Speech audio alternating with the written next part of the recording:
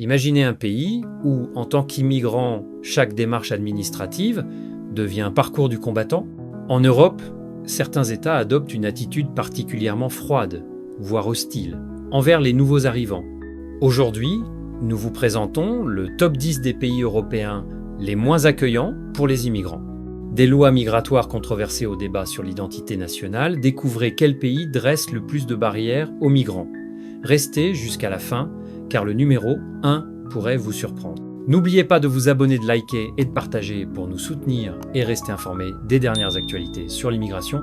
C'est parti. 10. Bulgarie. En 10e position, la Bulgarie.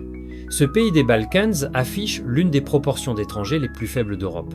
En 2019, seulement environ 4% de la population bulgare était immigrée. Pour décourager les arrivées, la Bulgarie a construit un mur de barbelés à la frontière turque et refuse catégoriquement d'accueillir des demandeurs d'asile. En 2018, Sofia a même boycotté le pacte mondial sur les migrations de l'ONU. La Bulgarie subit un grave déclin démographique et l'immigration n'y compense rien. Les partisans de cette ligne durs affirment que le pays, l'un des plus pauvres de l'UE, n'a pas les moyens d'accueillir des migrants sans mettre en péril son économie et son identité culturelle. Les opposants soulignent, au contraire, que cette frilosité aggrave la crise de la population et prive le pays de la main-d'œuvre dont il aurait besoin tout en ternissant son image par des accusations de mauvais traitement aux frontières. 9. Croatie. En 9e position, la Croatie. Membre de l'UE depuis 2013, ce pays riverain de l'Adriatique est devenu un garde-frontière zélé de l'Europe. La part d'immigrés y est modeste, un peu plus de 500 personnes nées à l'étranger vivent en Croatie, soit environ 13% de la population, la plupart originaires des pays voisins. Pour les migrants extra-européens, la Croatie adopte en revanche une attitude très ferme. Déploiement de policiers à la frontière bosnienne et refoulement musclé signalé par les ONG afin de dissuader les candidats au passage. Cette politique sévère a pavé la voie à l'entrée de la Croatie dans l'espace Schengen, le pays se posant en élève exemplaire du contrôle des frontières. Les partisans jugent nécessaire de protéger un petit pays aux moyens limités et d'éviter le chaos observé lors de la crise migratoire de 2015.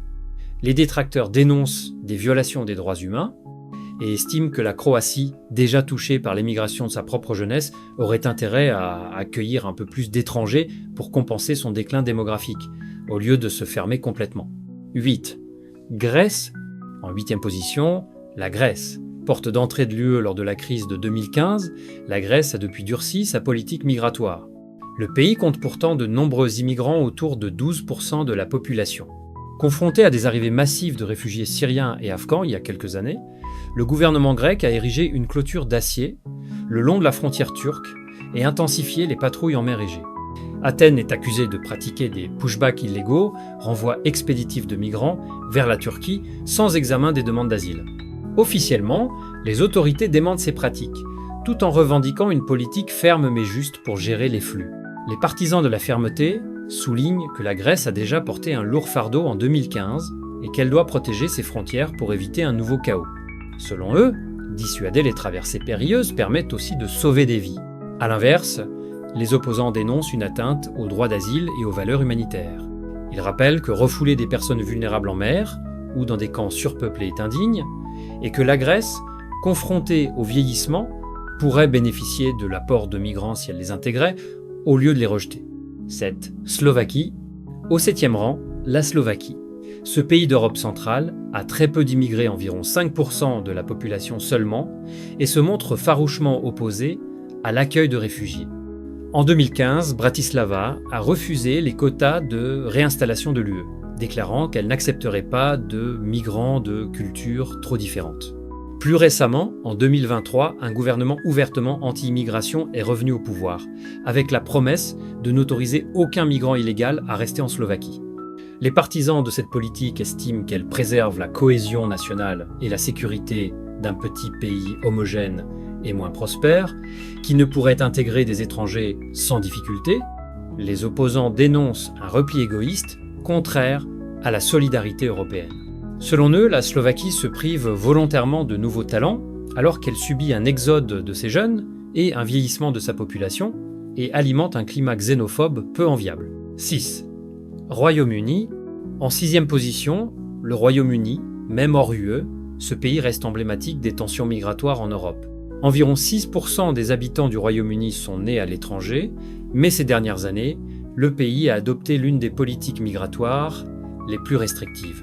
Le référendum du Brexit, en 2016, a été largement motivé par le souhait de reprendre le contrôle des frontières.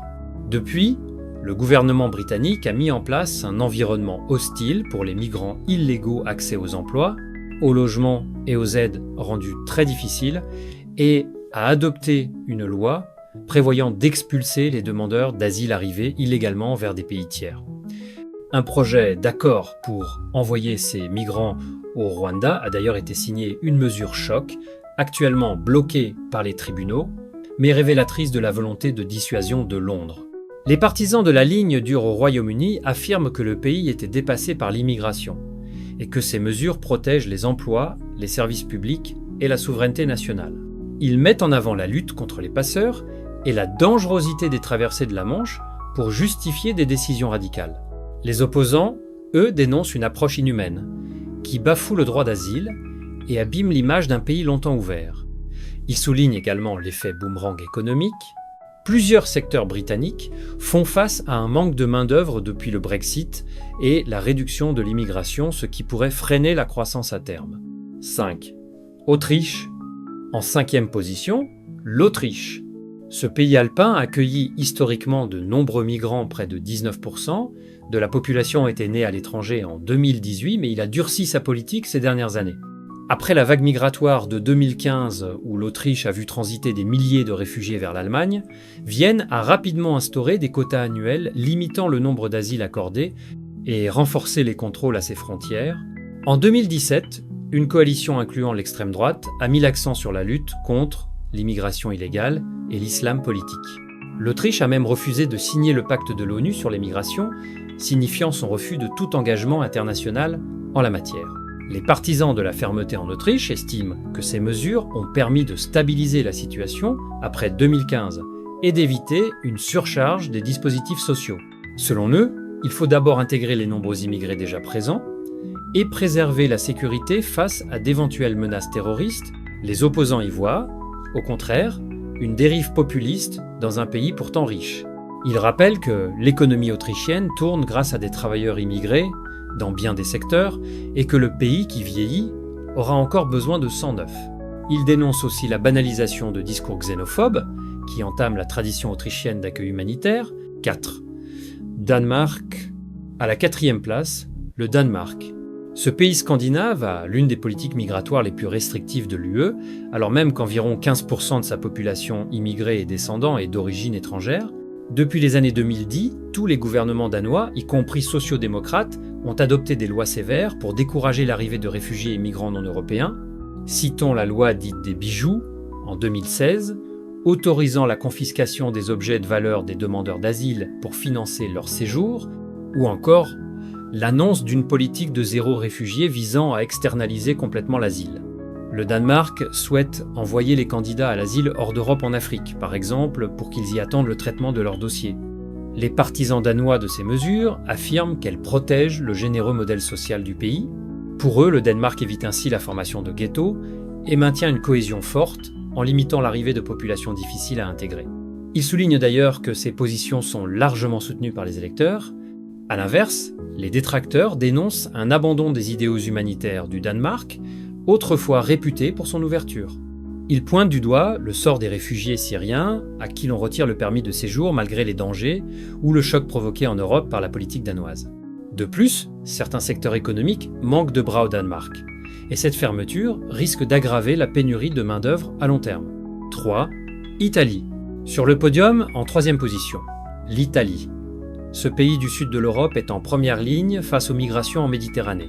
En 2024, on dénombre environ 5-4 millions d'étrangers en Italie, soit environ 9% de la population.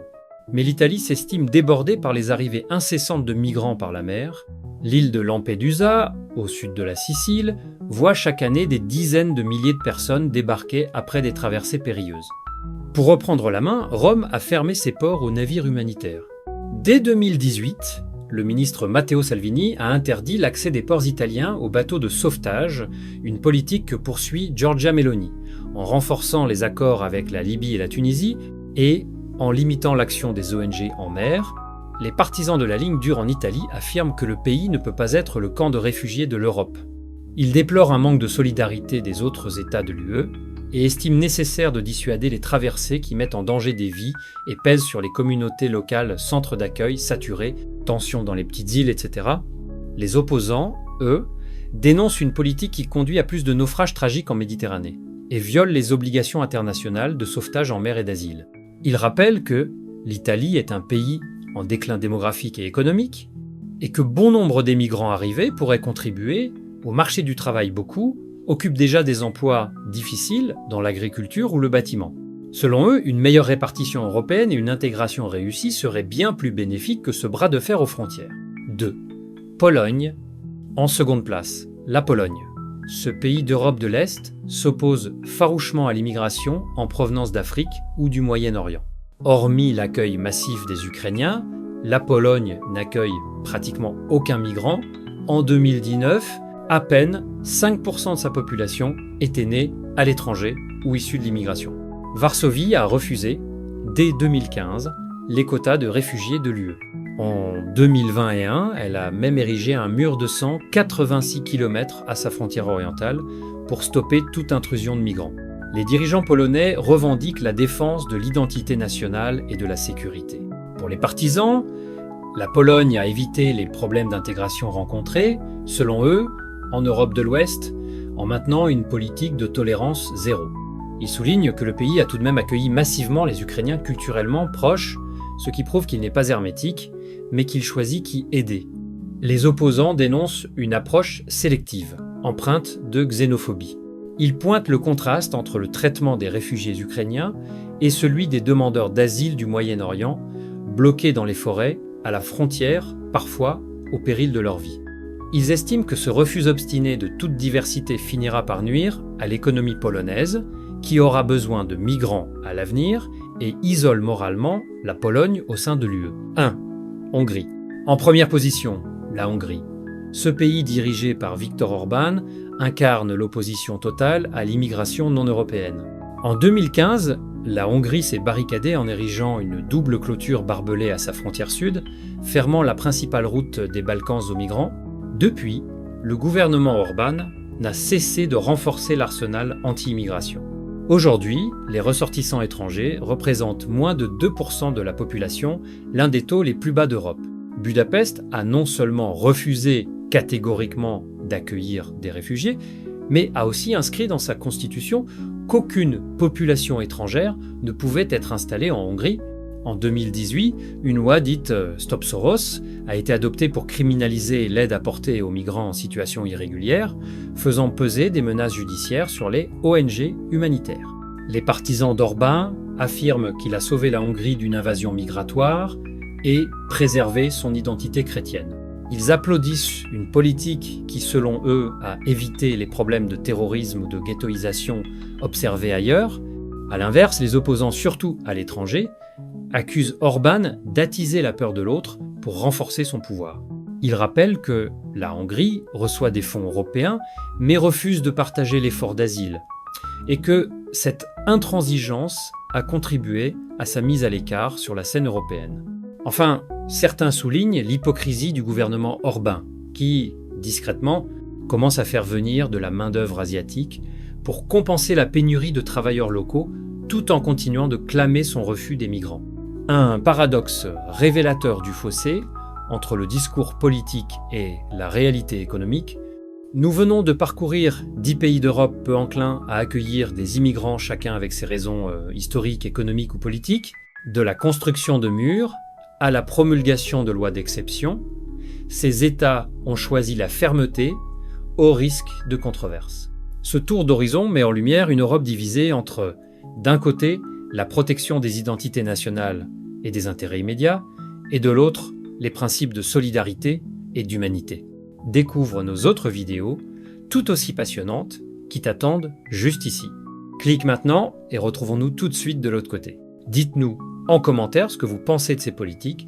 Sont-elles justifiées ou au contraire excessive.